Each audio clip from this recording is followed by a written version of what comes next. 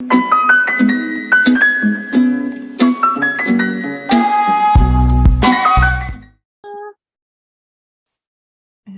c'est parti. Donc, bienvenue. Donc, Salut Hugo, merci. salut Caroline. Bienvenue dans l'Expat Talk qui a lieu dans l'Expat Club en live et puis qui sera accessible aussi en replay dans le groupe. Et puis, il y aura une partie sur YouTube également. Donc, on a le plaisir aujourd'hui d'accueillir Caroline Deville, qu'on se connaît depuis, je pense, 6-7 ans, probablement, hein. Alors, mon troisième, il a 6 ans, donc ça fait oui, un peu plus que 6 ans parce que j'étais enceinte de Maxence et on était buddy à l'époque. C'est ça. Buddy entrepreneur, mom entrepreneur, ouais, tout à fait. Exact. Donc voilà, ouais, donc on a le plaisir de cheminer côte à côte en tant qu'entrepreneur et aux États-Unis. Donc Caroline, bah, dans un instant, je vais te donner la parole, mais voilà, pour faire une petite intro, Caroline est maman de 4 enfants de 4 à 9 ans, fondatrice, médecin généraliste et fondatrice de l'Institut Au sein en douceur. Donc, tu es arrivée aux États-Unis, à Houston, au Texas, il y a 8 ans, maintenant à Princeton depuis 3 ans. Et voilà. Donc, maintenant, je vais te donner la parole surtout sur si tu veux rajouter quelque chose et puis aussi nous dire pourquoi tu as choisi de vivre à l'étranger. Alors, je n'ai pas vraiment choisi au départ. C'est un bon Euh, point. C'était surtout un souhait de mon mari. Et bon, on en avait parlé avant de se marier, au moment de notre mariage et encore après, c'était vraiment lui qui poussait un peu pour ça. Et puis en fait, voilà, moi j'étais OK avec ça, hein. Mais c'est vrai qu'au départ, je ne l'ai pas choisi là comme ça d'emblée. Voilà. Et puis, oui, c'est vraiment arrivé, cette proposition de vivre à l'étranger, en fait, est arrivée à un moment où j'étais enceinte enceinte de mon deuxième. Comment dire, je me souviens, j'avais beaucoup de contractions, la gynéco hésitait déjà à me mettre au repos, etc. Et donc, je sentais que j'allais juste pas tenir. C'était le bon moment, en fait, de s'arrêter et de voilà, s'il y avait quelque chose, enfin, ça pouvait venir maintenant, en fait. Que de toute façon, là, j'étais partie pour quelques mois de congé et que tant qu'à faire, pourquoi pas, du coup, avoir une expérience à l'étranger. C'est un peu comme ça, en fait. Je suis un peu partie, le nez dans le guidon, sans trop réfléchir, sans trop. Oui, j'étais tout à fait d'accord, parce qu'on en avait parlé et on était d'accord tous les deux. Mais j'ai pas trop, honnêtement, j'étais très naïve sur ce qui m'attendait après. Ouais. Il y avait beaucoup de naïveté dans l'histoire. J'aime bien ça, la naïveté, ouais. Donc Ouais. en fait, Et heureusement, ouais, heureusement, mais vaut mieux pas tout savoir hein, en même temps, voilà. n'est-ce pas? Donc en fait, tu as eu le statut de conjoint accompagnateur, c'est ça? Oui. C'est ton mari qui a trouvé un job ici. Donc est-ce que Ouais. c'était un contrat d'expat ou contrat local? Alors oui, donc on est parti sous contrat d'expat, mais c'est vrai que voilà, moi je lâchais tout en Belgique, je travaillais dans une maison médicale, je travaillais beaucoup dans la prévention de la petite enfance, je travaillais aussi en planning familial où j'avais entre guillemets repris une formation aussi par là-bas. Et donc, bon, ben voilà, c'est vrai qu'on partait sous contrat expat. Et alors, c'est vrai que je lui avais dit, quand on discutait de partir, j'ai bon, mais débrouille-toi pour partir dans un pays où je peux bosser, quoi. Mhm. Et donc, les États-Unis n'y pensent même pas. Et Mhm. puis est arrivée la proposition de Houston, au Texas. Alors, quand il m'a dit ça, d'abord, il a fallu que j'ouvre une carte du monde pour savoir où se trouvait le Texas aux États-Unis et encore plus où se trouvait Houston, hein. Ouais, Je n'en avais absolument aucune idée. ouais. Et puis, ben voilà, comme c'est arrivé à ce moment où de toute façon, je sentais que j'allais être écartée quelques mois et qu'on voulait fonder notre famille et que, à mon avis, j'étais partie pour peut-être diminuer mes heures de travail, faire un mi-temps, prolonger peut-être un congé de maternité. Enfin, voilà. En fait, je me suis dit, bon, ben en fait, OK, pourquoi pas? Mhm. Ça tombe bien. Ouais, ouais, ouais, c'est ça. Tu as saisi l'opportunité, quoi. Tu t'es dit, voilà, bah, quitte à faire mon congé mat en Belgique, voilà, autant le faire Oui, ailleurs.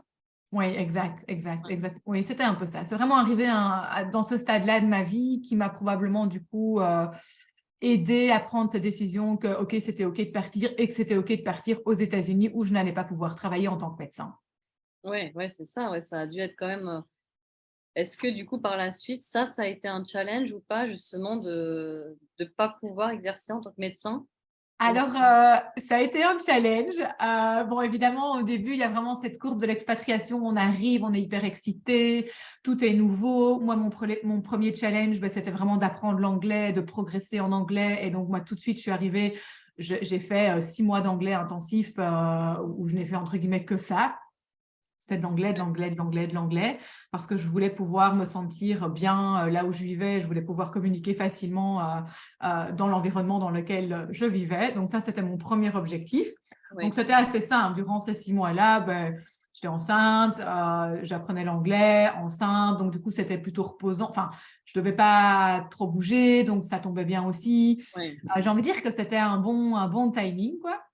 Et puis, bébé est arrivé. Et puis, mais c'est vrai que après ça, je suis tombée sur une formation qui m'a beaucoup intéressée autour de l'allaitement et qui était en anglais aussi. Donc, en fait, j'ai continué un petit peu le challenge de me dire, bah, OK, je le fais en anglais, je vais appliquer tout ce que j'ai appris et je continue à me lancer. Et donc, pendant un an, je n'ai pas vraiment eu le temps de m'embêter parce qu'entre l'anglais, mon deuxième bébé et Ouais. alors cette certification IBCLC avec pour challenge de le faire en anglais, ben, j'ai été bien occupée, quoi. Je ne me suis pas embêtée. Et j'ai envie de te dire que c'est au bout d'un an, au moment où j'ai terminé tout ça, où là, boum, là, je suis retombée, là, je me suis pris une bonne claque en me disant, OK, très bien, mais maintenant, je fais quoi avec tout ça? Ici à Houston, personne ne me connaît. OK, j'ai une certification reconnue maintenant de manière internationale autour de l'allaitement, mais qu'est-ce que j'en fais? Comment je construis ma patientèle, ma clientèle? Par où je m'y prends? J'ai encore un French accent terrible. Bon, les gens, je suis rien pour eux, quoi. Et donc, c'est là où le challenge a commencé. Tu sais, il y a un peu cette courbe de l'expatriation. On arrive, on a plein de projets, nanana, c'est génial. Et puis, à un moment donné, on fait boum, quoi. Ouais, c'est ça, c'est le creux de la vague, le choc culturel ou la crise, on l'appelle, hein. Ouais. Ouais, ouais, tout à Exactement. Et fait. puis alors après ce creux de la vague, ben, on remonte vraiment petit à petit et c'est challengeant parce que bon, le creux de la vague, il est violent, hein, il se fait quand même de manière assez violente et d'un coup. Et puis ben, quand on remonte pas d'un coup, c'est des choses qui se font étape par étape et on avance et puis finalement, c'est encore mieux qu'avant, hein. Mais voilà, il est là le challenge. C'est au moment où on essaie de remonter un petit peu le creux de la vague, quoi. C'est ça. Et puis du coup, comment tu as fait pour surmonter voilà, pour surmonter ce challenge-là et remonter la pente, quoi, finalement? Oui, comment j'ai fait? Mais c'est vrai que je me souviens, alors on a l'avantage maintenant d'être expatrié et d'avoir accès aux réseaux sociaux et d'avoir accès à Internet et au web qui en fait, nous ouvre une tonne d'opportunités. Et donc, j'ai fait mes recherches. J'ai vraiment, et c'est à ce moment-là aussi qu'il y a eu un boom au niveau de tous ces groupes d'expatriés, de femmes expatriées, de femmes conjointes, enfin en tout cas du conjoint suiveur, hein, femmes et hommes aussi, parce qu'il y a aussi des hommes qui suivent leur conjointe. Et Ok. je suis vraiment arrivée à ce moment-là où en fait tout était en train de s'ouvrir partout à ce niveau-là. Donc j'ai vraiment fait énormément de recherches et puis je suis tombée sur une coach en fait. Où c'est vrai qu'à un moment donné, la manière dont j'ai expliqué la chose à mon mari, je lui ai dit, écoute, là, ça ne va pas du tout, il faut que je trouve quelque chose, sinon je vais péter les plombs et dans 6 mois, on retourne en Belgique. Ouais. Donc, je dis, je pense que voilà, un déménagement et un changement, etc., ça va nous coûter très cher. Ou bien il faut que je me paye un coaching, il faut que je retrouve quelque chose, il faut que je refasse un projet, n'importe quoi, mais il va falloir que je me reconstruise quelque chose de chouette, quoi. Et donc, j'ai découvert le coaching personnel. Enfin, en tout cas, moi, je me suis fait coacher pour vraiment réanimer un petit peu la petite flamme, quelle petite flamme il y avait en moi. Et puis, c'est de là où, en fait, voilà, petit à petit, j'ai pu remonter et j'ai pu beaucoup grandir et évoluer. Hmm, ouais. Et bah ouais, mais ça résonne à fond chez moi parce que moi aussi, c'est un peu ça qui m'a sauvée finalement. Mais c'est là où on s'est rencontrés, du coup, tu parles bien Et du c'est coaching. là où on s'est rencontrés, exactement. On s'est rencontrés voilà, via le même coaching que nous avons fait ensemble et nous étions buddies. Ouais, Et c'est vrai que oui, moi, ça m'a déjà permise de voir que je n'étais pas la seule,